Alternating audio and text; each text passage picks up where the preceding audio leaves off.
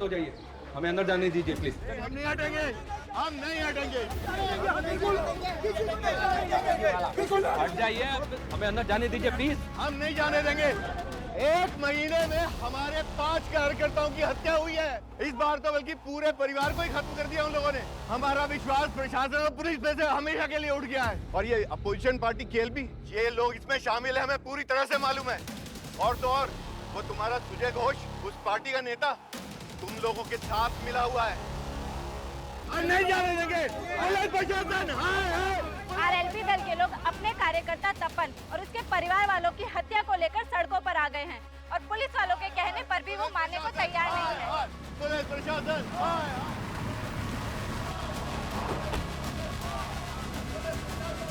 Jain sir, इनको control करना बहुत मुश्किल हो रहा है सर। क्राइम सीन पे भी नहीं जाने दे रहे। इनमें कोई तपन की फैमिली वाला भी है? नहीं सर, उसकी माँ और बहन गांव में रहते हैं, अभी तक पहुंचे नहीं है।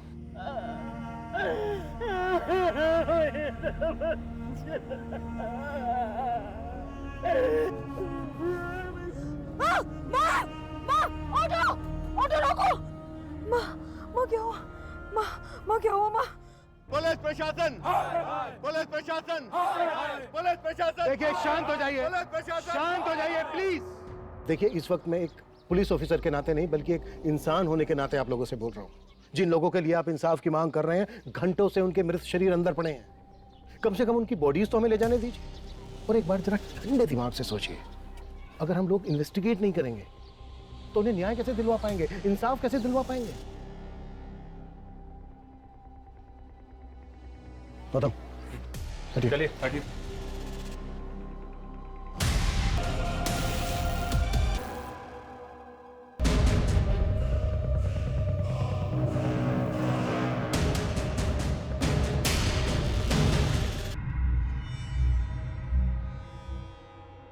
Wow, it's killing. ये होती है असली बिरयानी की खुशबू। अरे आप बिरयानी टेस्ट कीजिए, वो और भी ज्यादा किलिंग है। वाओ, इसका टेस्ट तो इतना अच्छा है ना, शब्द ही नहीं मिल रहे हैं मुझे तारीफ में। अरे क्या हुआ, आप ठीक है? कुछ नहीं, आपकी बिरयानी मेरे बच्चे को भी बहुत पसंद आई, किक मार रहा है अंदर।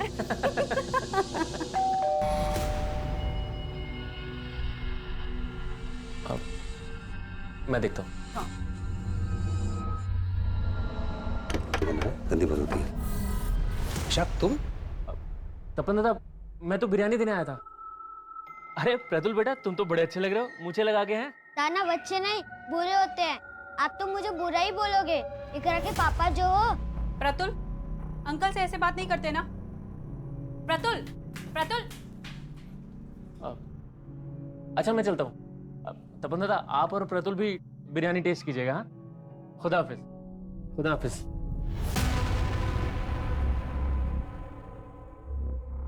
कहाँ जा रहे हो? पुलिस के सामने अपना मुंह खोला ना तो मेरा और अपनी बेटी का मरा मुंह देखोगे।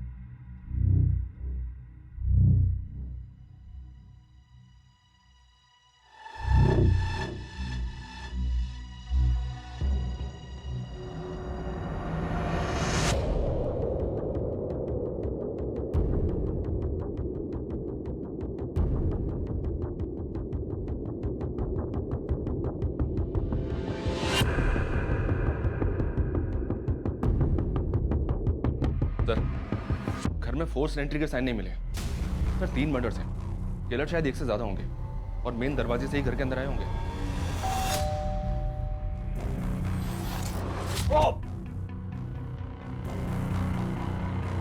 तपन और इसकी बीवी के मर्डर्स काफी ब्रूटल। और यहाँ इनके बच्चे को देखो, क्या शोर मचा रहे हो, क्या प्रॉब्लम है? हाँ साहब, मेरे दीदी जीजाजी है साहब। राव, तुम तपन के साले? हाँ साहब, सुबह टीवी में ये सब देखा। काफी महीनों से मिला नहीं हूँ। कल बस दीदी से बात हुई थी। हाँ दीदी, काली पूजा की बहुत बहुत बधाई आपको। अरे पोल्टू, तुमको भी बधाई हो। तुम खुश तो हो? अरे मैं तो डबल खुश हूँ, दूसरी बार मामा बनने वाला हूँ ना। दीदी, जीजाजी कहाँ है? अरे वो घर पे नहीं है, तू उनके नंबर पे कॉल कर ले। फिर मैंने जीजाजी को फोन किया, लेकिन उन्होंने उठाया नहीं। कल कब की बात है ये? करीब शाम को 7 बजे होंगे। तपन की माँ और बहन कहाँ है? वो आ ही रहे थे साहब, लेकिन जीजा जी की माँ रास्ते में बेहोश हो गई।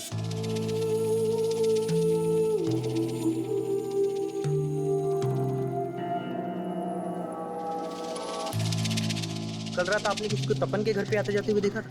हमने नहीं देखा साहब। सर इनका कोई भी पड़ोसी खुल के सामने नहीं आ रहा। समझ में नहीं आ रहा कि कोई कुछ जानता भी है या नहीं। ये इस पॉलिटिकल हंगामे का असर है। शायद सब डरे हैं, शबरीन इनके द्वारा डराए गए। खत्म। मैं ऐसी खबरें एक्टिव करो जिनकी पहुंच जड़ों तक हो। मुझे तपन और उसकी फैमिली से रिलेटेड एक इन्फॉर्मेशन चाहिए। जी सर। चाहिए। सर आपको क्या लगता है इन हत्याओं के पीछे किसका हाथ है? सर एक तरफ आरएलबी पार्टी के नेता पारस सिन्हा के इस मामले में बयानबाजी चल रही है, वहीं दूसरी तरफ पुलिस इस मामले में अपनी कोई भी प्रतिक्रिया देने से बच रही है। दो बिल्लियों की लड़ाई में ना रोटी हमेशा बंदर ही खाता है। बाबा मैं आपसे कुछ बात कर रहा हूं, अपनी जमीन तो बचा लोगे ना? अपनी जबान को थोड़ा लगाम लगा। क्यों चुप गई मेरी बात? ये उनके मौत के बारे में सुनकर आपका गला भराया। बाबा एक बात ध्यान रखना, ये वही लोग हैं जिन्होंने आपका गला पकड़कर आपकी पस्तून तक गीली कर दी थी। बाप की इज्जत नहीं करता कोई बात नहीं, कम से कम अपनी बहन के सामने तो अपनी जबान से गंदगी मत निकाल। बात करता है। ये तपन और संगा की कॉलेज टीम है। जिन जिन के साथ भी इन दोनों की बात हुई थी उन सबको बुला के इंक्वायरी करो। सब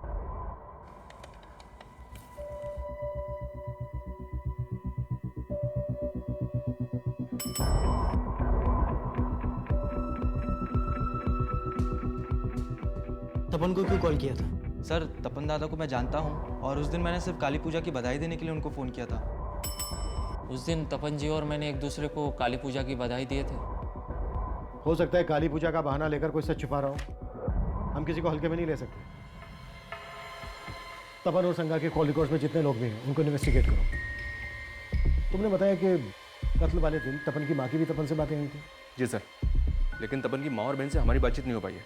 हालांकि तपन की माँ को हॉस्पिटल से छुट्टी मिल गई है, पर वो लोग अभी काफ़ी सदमे में हैं सर। लेकिन हमारा उनसे बात करना भी बहुत ज़रूरी है। हो सकता है हमें उनसे कोई हिंट मिल जाए। तपन एक स्कूल में क्लर्क था, तो आरएलबी पार्टी से कैसे जुड़ा? डिटेल्स निकलवा रहा हूँ सर, अपने खबरी काम पे लगे हुए हैं। एक तरफ तपन के परिवार की हत्या को लेकर सियासी तू-तू मैं बढ़ रही थी और वहीं दूसरी तरफ पुलिस को लग रहा था कि तपन उस राजनीतिक दल का कार्यकर्ता ही नहीं था जिस दल के कुछ आरएलबी पार्टी की ये गलत रवैया इस राज्य का माहौल खराब कर रहा है। तो क्या राजनीतिक षड्यंत्र की आड़ लेकर इन हत्याओं के असल मकसद को दबाया जा रहा था? और अगर ऐसा था तो वो असल मकसद क्या था? केस इतना बड़ा हो गया था कि तपन के परिवार को जानने वाले अड़ोसी पड़ोसी भी खुलकर गवाही नहीं दे रहे थे, लेकिन उन्हें भरोसे में लेने की कोशिश पुलिस लगातार कर रही थी, लेकिन कोई सामने नहीं आ रहा था और पुलिस जल्द ही तपन की मां और बहन से भी मिली। सर उस दिन भाईना और भाभी से बात हुई थी। अरे माँ मैं यहाँ खुश हूँ, तू मेरी इतनी चिंता क्यों करती है? तू इतना दूर रहता है, चिंता तो होती है ना। भाभी से बात कराइए ना।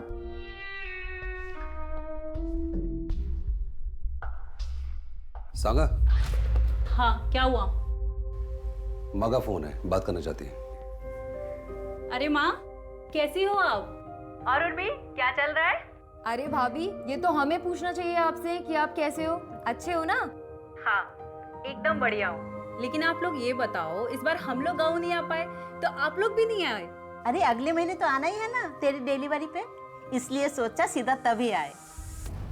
मगर क्या मालूम था कि एक ही झटके में सब कुछ। देखिए लोगों का कहना है कि तपन और उसकी फैमिली की हत्या के पीछे पॉलिटिकल मकसद है, लेकिन क्या आप लोगों को भी ऐसा ही लगता है? सर भाईना ने हमें कभी बताया ही नहीं कि वो आरएलबी पार्टी के लिए भी काम कर रहे थे। 5 साल पहले तो वो इसलिए शहर गए थे क्योंकि वहाँ पे उनकी एक स्कूल में नौकरी लगी थी। माँ मेरे शहर में स्कूल में नौकरी लग गई है। नौकरी? हाँ माँ। मेरा बच्चा।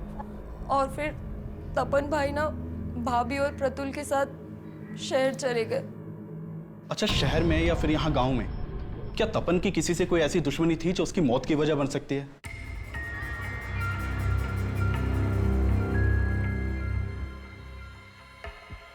सर तपन के घर से जो सामान मिला था उसमें डायरी भी थी इस पे तपन की बीवी का नाम लिखा हुआ है, उसी की होगी। हाँ देखी थी ये डायरी मैंने। क्या लिखा है इसमें? सर डायरी को देखकर ऐसा लग रहा है जैसे वो इसे रोज लिखती होगी। इसमें काफी कुछ ऐसा है जो किसी अफेयर की तरफ इशारा करता है। अफेयर? जी सर।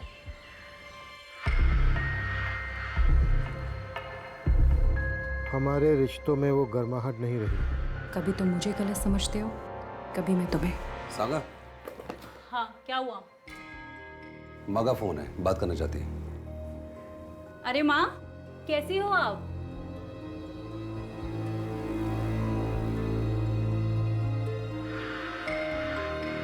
ना कभी तुम कुछ बोल पाते हो और ना कभी मैं।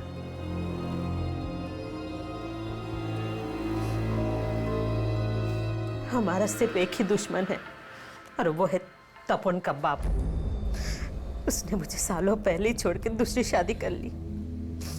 मैंने बच्चों को किसी तरह बड़ा किया, इसलिए तपन बचपन से ही अपने बाप से नाराज था। जब वो पढ़ लिख गया तो उसने अपने हक के लिए उन पे केस कर दिया और इससे उनकी दूसरी बीवी का बेटा और भी तिल मिला गया। मेरे बाप का जो भी है ना वो मेरा है।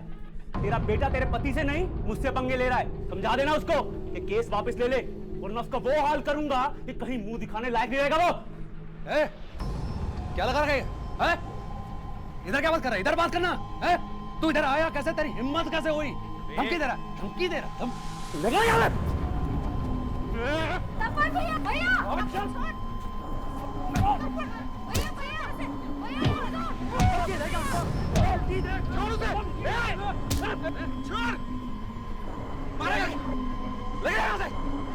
और तुम्हारा केस ना कोर्ट में जाएगा, वो फैसला करेगा तुम्हारा। तुमने मेरी माँ को जो भी परेशानी दी है ना, सबकी कीमत चुकानी पड़ेगी। लेके जा। देख लूंगा तेरे को मैं।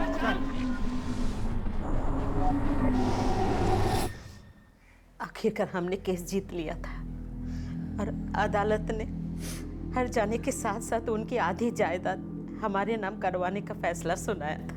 तो आप लोगों को ऐसा लग रहा है कि तपन और उसके बीवी बच्चे को मारकर उसने आपसे बदला लिया?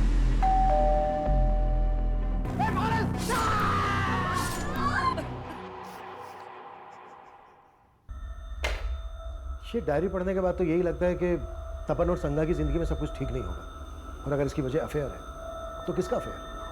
क्या उसके आने से हमारे फासले बढ़ गए या फासलों की वजह से कोई हमारे दरमियान आया?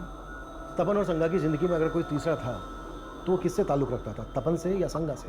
ये क्लियर नहीं है। उन दोनों के कॉल रिकॉर्ड से भी कोई हिंट नहीं मिला है कि अगर उन दोनों में से किसी का अफेयर होगा तो किससे होगा। इनमें से जिसका भी अफेयर था उसका परिणाम इतना घातक कैसे हो गया कि पूरे परिवार को इतनी बेदर्दी से मार डाला गया। इस पोस्टमार्टम रिपोर्ट के मुताबिक तपन के शरीर पर 13 बार हुए, संगा के शरीर पर 16 बार थे और उनके बेटे को सिर्फ गला दबा के मार डाला। काफी अटपटा है ये। इस केस में जो भी एंगल सामने उभर कर आए हमें उन सब पर काम करना होगा। क्या पता कब कौन सा एंगल वजह बनकर सामने आ जाए।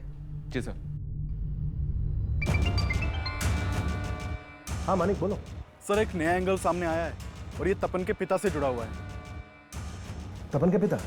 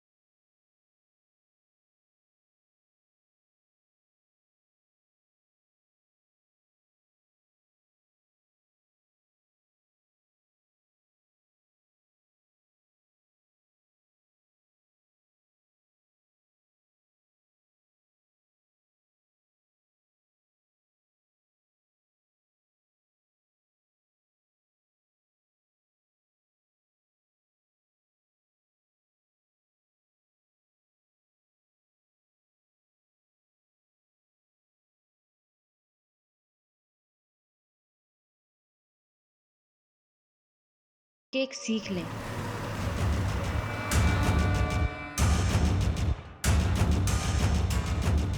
अरे कहाँ गुल खिलाकर आए हो आप, जो आपके पीछे पीछे पुलिस भी आ गई यहाँ पर?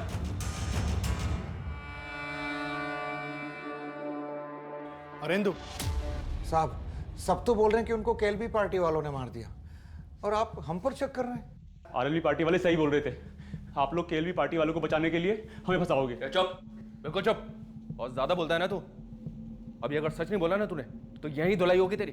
साहब जब कुछ किया ही नहीं तो आपकी धुलाई के डर के मैं कोई झूठ को थोड़ी स्वीकारूंगा।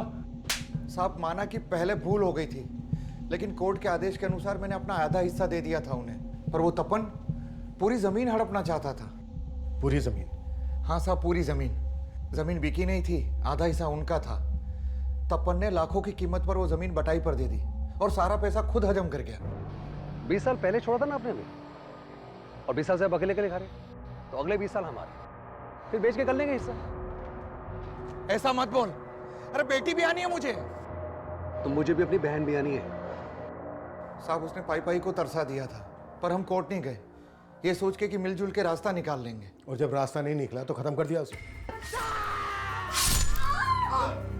नहीं साहब, वो तो शहर में थे, और जब ये कांड हुआ तो मैं और मेरा बेटा तो गांव में थे।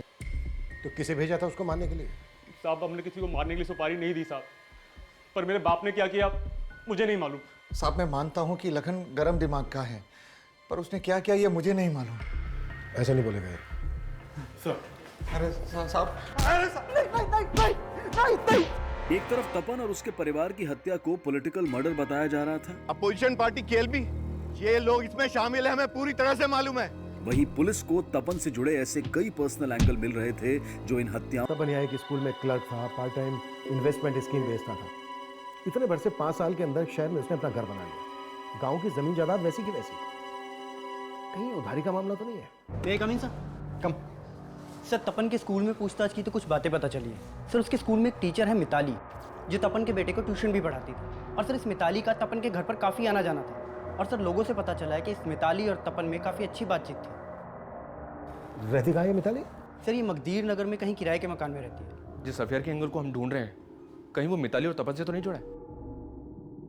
इस एंगल को लेकर हमें तपन की माँ, बहन और संगा के भाई से बात करनी चाहिए। गौतम, तुम मिताली से मिलो और तुम इन सबसे बात करो। ये कैसी बात कर रहे हैं साहब? तपन और संगा के बीच कोई तनाव नहीं था। हो सकता है कि ऐसा कुछ हो, लेकिन आपको पता ना चला हो। अच्छा, आपको कुछ अंदाजा है कि उनके बीच कुछ? नहीं सर, मुझे कभी ऐसा लगा ही नहीं कि उनके बीच में कोई तीसरा भी होगा। जीजा जी का कुछ ऐसा होता तो दीदी मुझसे छिपाती नहीं। ये भी तो हो सकता है कि तुम्हारी दीदी का कोई पास्ट हो। क्या उनका किसी के साथ कुछ? नहीं सर, ऐसा कुछ नहीं था।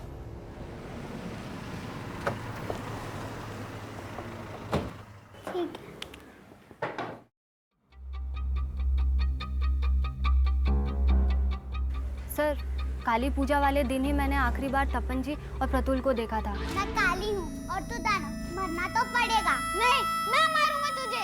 नहीं, मैं मारूंगा। अरे ये क्या हो रहा है? उठो बेटा, उठो, आप उठो। उठो उठो उठो उठो। ये क्या कर रहे बेटा? मुझे घर जाना है। फिर वो प्रतुल को ले गए और अगली सुबह उन सबके मर्डर का पता चला। देखिए, हमें पता चला है तपन और संगा का रिलेशन ठीक नहीं चल रहा था। आपका तो उनके घर भी आना जाना था। इसकी हिंट तो होगी आपको? नहीं सर, मुझे तो कभी ऐसा कुछ नहीं लगा। जब भी उनके घर जाना होता था दोनों खुश ही लगते थे। प्रतुल ने जब से आपकी क्लास ज्वाइन की है ना, बहुत अच्छा कर रहा है। अच्छा तो करेगा ही। आपने टीचर जो ऐसी चूज की है। ठीक है, जरूरत पड़ी तो हम आपसे दोबारा बात करेंगे। सर, एक मिनट। सर, तपन जी आरएलबी पार्टी में कितना एक्टिव थे ये मैं नहीं जानती, लेकिन वो समाज सेवा में हमेशा आगे रहते थे। सर, हमारे स्कूल के पास सरकारी ज़मीन का एक हिस्सा बड़े टाइम से खाली पड़ा हुआ था और एक कम्युनिटी के लोग उस पर अपना कब्जा जमाना चाहते थे। तपन जी, आजकल ये लोग रोज़ यहाँ इकट्ठा हो जाते हैं, आखिर चक्कर क्या है? मुझे खबर मिली है कि ये लोग इलीगल तरीके से जमीन को हथियाने की कोशिश कर रहे हैं, जो मैं होने नहीं दूंगा। अरे बच्चों की जगह ही मैं कोर्ट में इनके खिलाफ पिटीशन दायर करने वाला हूँ। सर, उनके पिटीशन डालने की वजह से ही कोर्ट के आदेश पे वो ज़मीन म्यूनिसिपल कॉर्पोरेशन को दे दी गई। तो मतलब आप कहना चाहती हैं उन लोगों ने तपन के परिवार को? हो सकता है। उनका नेता उस्मान बड़ा ही दबंग आदमी है। हो सकता है उसको पता चल गया हो कि वो पिटीशन तपन जी ने ही फाइल की थी। सर, मिताली की बात सही निकली कि तपन ने उस्मान और उसके कुछ आदमियों के खिलाफ पिटीशन फाइल की थी। ये उस्मान तपन के घर के नजदीक ही रहता है। मानी को भेजा है उस्मान को बुलाने के लिए।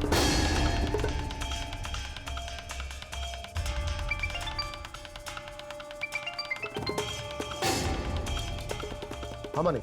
सर उस्मान के घर पे एक हफ्ते से ताला लगा है और उसका नंबर भी बांधा रहा है। सर उस्मान को जानने वाले कुछ लोगों से मैंने बात की, वो भी नहीं जानते कि उस्मान है कहाँ पे।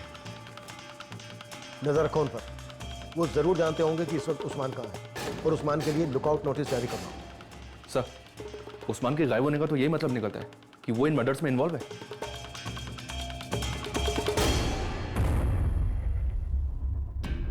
इस केस में हम अफेयर वाले एंगल को भी रूल आउट नहीं कर सकते। माना हमने मिताली ने उस्मान के बारे में बताया जरूर, लेकिन यह भी तो हो सकता है कि वो अपना राज छुपा गई हो। सांगा की ये डायरी साफ इशारा करती है कि तपन और सांगा के बीच कोई तो तीसरा था।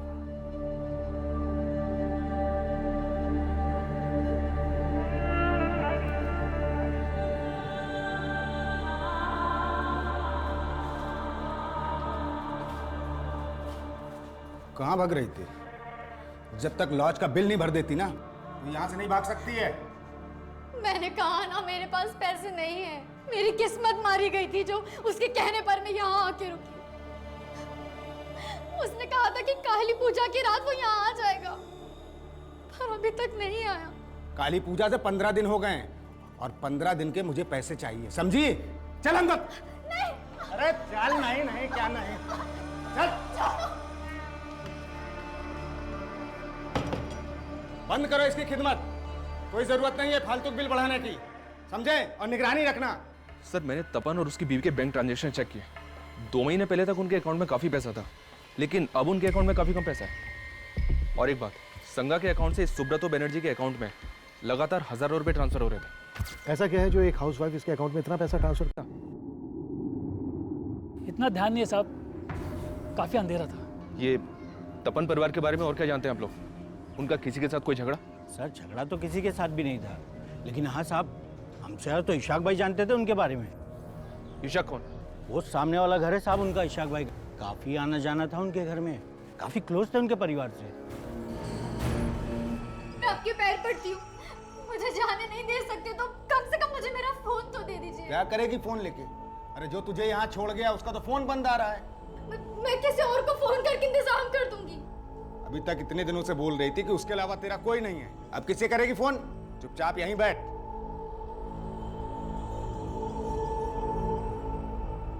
हमने उस दिन भी आप लोगों से बात की थी, आपका इतना मेल जोल था उनसे, फिर भी आपने हमें कुछ नहीं बताया। अरे सर कुछ पता होता तो बताते ना, हमने कहा ना हमने उस रात कुछ नहीं देखा। लेकिन तपन और उसकी फैमिली के बारे में तो काफी कुछ पता होगा ना? हमें पता चला है कि तपन और संगा के बीच कुछ भी ठीक नहीं चल रहा था। इसकी वजह क्या होगी? पता नहीं सर, हमने तो ऐसा कुछ नोटिस नहीं किया और हमें तो यही लग रहा था कि वो दोनों खुश ही होंगे। सर सुब्रतो के बारे में पता किया। सुब्रतो एक हिस्ट्री शीटर है और 420 के केस दर्ज है उसके नाम पे। सर सुब्रतो लोगों का पैसा पोंजी स्कीम में लगवाता था और फिर गायब हो जाता था। अलग अलग शहरों में अलग अलग नाम से कई बैंकों में अकाउंट मिला है उसका और सब काफी समय से वांटेड है। तो क्या इसने संगा के साथ भी फ्रॉड किया होगा? इस वक्त कहाँ है? ये तो नहीं पता सर, लेकिन कलिंगा पुलिस उसे काफी समय से ढूंढ रही है और उन्हें उसकी एक लीड भी मिली है। उन्हें लगता है कि वो फूलबनी में छिपा हो सकता है। उनके टच में रहो, किसी भी हाल में हमें ये सुब्रतो चाहिए। Okay sir. का स्केच बनवाने की पुलिस ने कोशिश तो की, लेकिन जो स्केच बनकर सामने आया उसको पहचान देना नामुमकिन नजर आ रहा था। सर उस्मान के बारे में पता चला, ये उस्मान इशाक की बीवी तबस्सुम का दूर का रिश्तेदार भी है।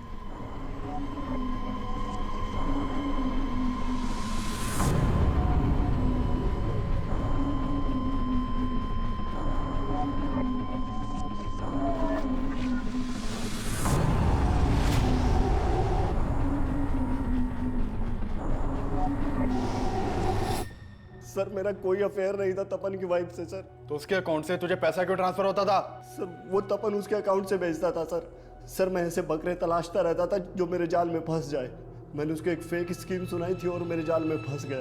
देखो दादा, ये ऐसा इन्वेस्टमेंट प्लान है कि राउंड अप में इंटरेस्ट मिलता है इस पे। 2 साल का स्कीम है, आपके पास जब जब पैसे हो तब तब इन्वेस्ट करते रहना। 18% ब्याज के साथ सारा पैसा वापस मिलेगा। अच्छा जी दादा, और मैं चाहता हूं कि आप इसमें इन्वेस्ट जरूर करो।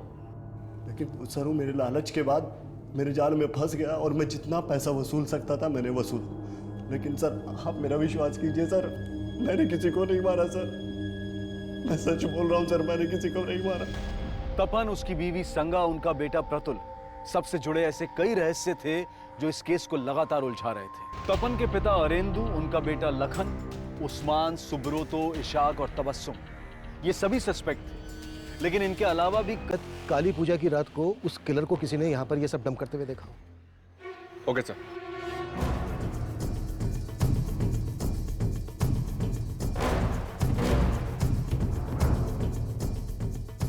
हाँ साहब, काली पूजा की रात मैंने एक आदमी को वहां देखा था।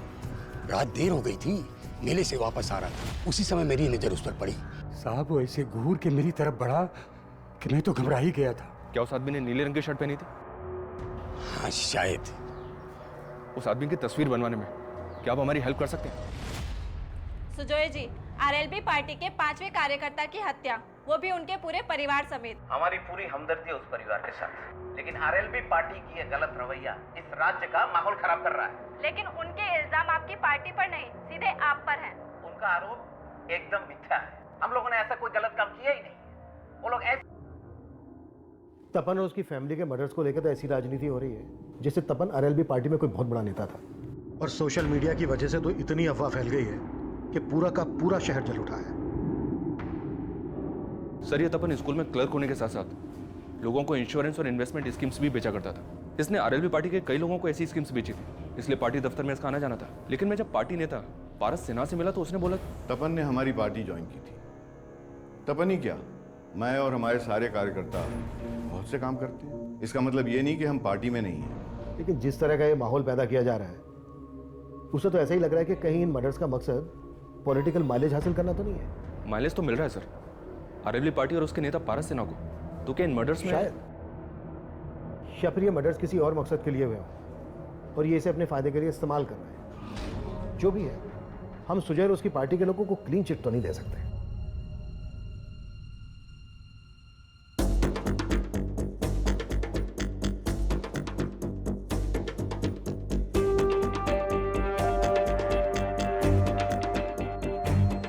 सर, ये स्केच उन स्केचेस से अलग है जो तपन के पड़ोसी ने बनवाए थे। सर एक मिनट, सर ये आदमी कहीं देखा देखा लग रहा है। हाँ सर, इसे तो हमने पूछताछ के लिए बुलाया था।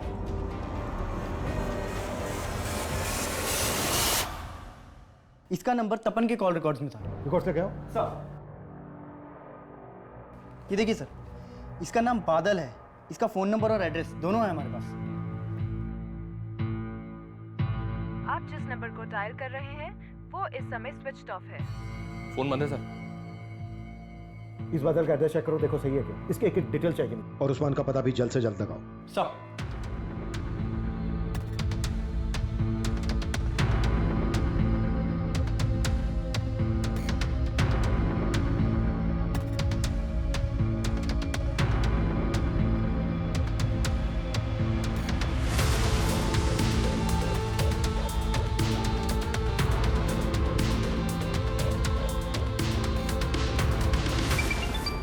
हाँ गौतम बोलो।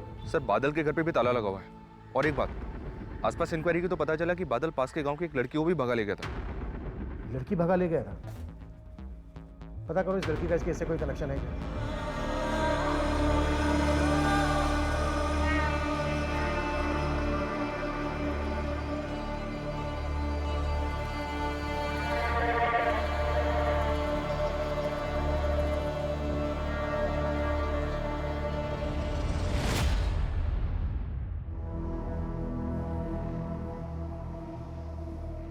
मैं खाला के यहाँ जा रही हूँ, लेकिन तुम घर से बाहर निकलने की सोचना भी मत।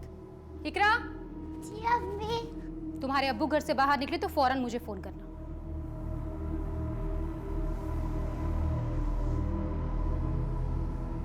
सर वो उस्मान खुद आया पुलिस स्टेशन। सर, मैं भागा नहीं था, मैं तो अपनी बेगम के साथ यूपी गया हुआ था और जैसे मुझे पता चला कि आप लोग मुझे ढूंढ रहे हैं मैं वापस चला आया। भागा नहीं था तो फोन बंद क्यों था तेरा?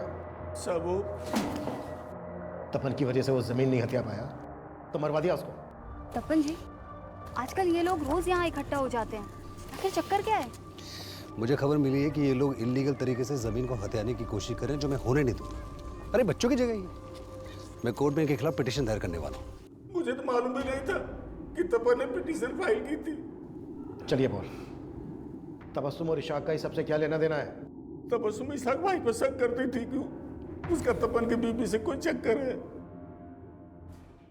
सर मैंने बादल के कॉल रिकॉर्ड्स चेक किए।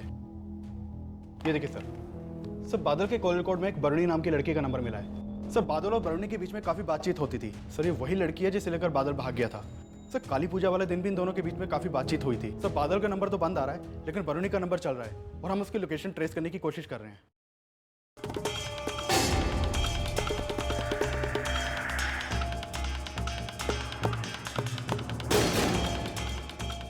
देखिए मुझे अभी से ले जाने दीजिए, मेरे पास अभी पैसे नहीं है। मैं आपको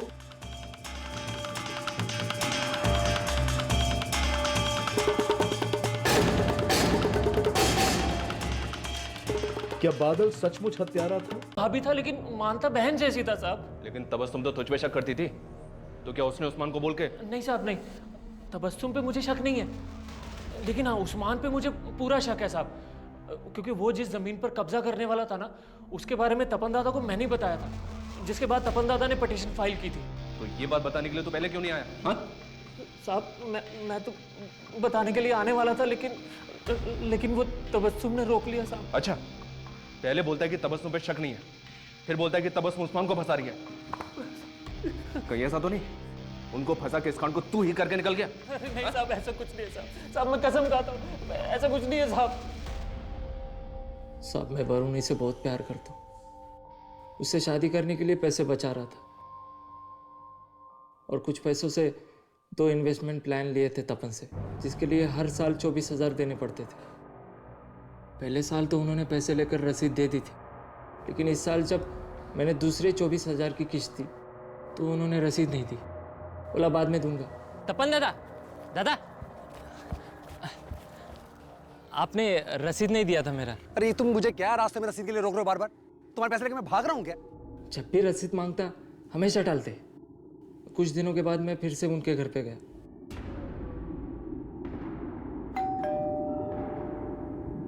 नमस्ते भाभी। तुम फिर आ गए? वो तपन जी से मिलना था मुझे। अरे कितनी बार तुमसे बोला यहाँ मत आया करो, बार बार मुंह उठा के चले आते हो। भाभी को परेशान कर रहा है, क्यों आया तू यहाँ पर? दादा आपने बोला था आज आप मुझे रसीद दे दोगे, दे दो ना मेरी अरे रसीद। तुझे मैंने कहा है ना कि रसीद बन जाएगी तो तुझे बुला के दे दूंगा ना। आप मुझे पैसे नहीं दे रहे, रसीद नहीं दे रहे, इसका मतलब आप मुझे धोखा दे रहे। मैं धोखा दे रहा हूँ? धोखा दे रहा हूँ? अब चल निकल यहाँ से। दो कौड़ी का आदमी नगदन मत आना यहाँ पर।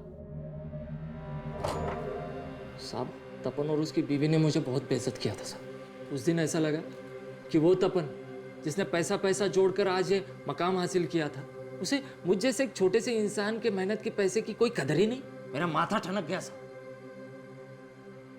और मैंने सोच लिया कि मैं इन दोनों को बताऊंगा कि एक छोटा सा इंसान अपनी मेहनत की कमाई के लिए क्या कर सकता है। तो फिर से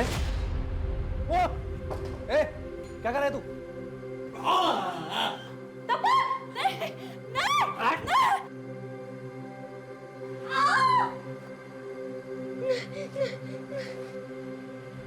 सिर्फ 24,000 रुपए के लिए तूने तपन और उसके पूरे परिवार को मार डाला। तपन तुझे रसीद नहीं दे रहा था ना, उसके 8 साल के बच्चे की क्या गलती थी? उस मासूम को क्यों मारा तूने? और उसके अजन्मे बच्चे को भी मार डाला, जिसने भी जन्म नहीं लिया था, कोख में था, उसकी क्या गलती थी?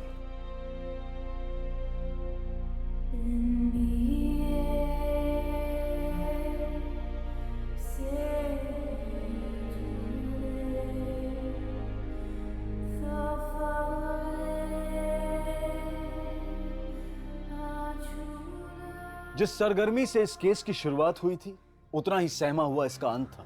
सिर्फ 24,000 रुपए की एक रसीद को लेकर हुई कहासुनी ऐसी जघन्य हत्याओं की वजह बन गई। पर तपन और सांगा के बीच जिस तीसरे इंसान को तपन और सांगा के तनाव की वजह समझा जा रहा था, उस बारे में पुलिस को कुछ भी नहीं मिला था। अपने परिवार को एक बेहतर जिंदगी देने के लिए तपन ने उम्र भर संघर्ष किया, और जैसा कि मिताली की कहानी के नायक के साथ हुआ, एक समय के बाद तपन को भी कामयाबी की चाबी मिल ही गई। लेकिन समय के साथ उसकी परछाई में ऐसी सेंध लगी कि वो बादल के लिए नायक से खलनायक में तब्दील हो गया। ये खुलासा जितना चौंकाने वाला था, उतने ही चौंकाने वाले थे वो दावे जिनको लेकर बड़े बड़े भ्रम फैलाए गए और आरोप प्रत्यारोप का विभत्स खेल खेला गया। ये ऐसी ही भ्रांतियां हैं जो किसी बेकसूर को मॉब लिंचिंग का शिकार बना देती हैं। कहीं पत्थरबाजी तो कहीं आगजनी।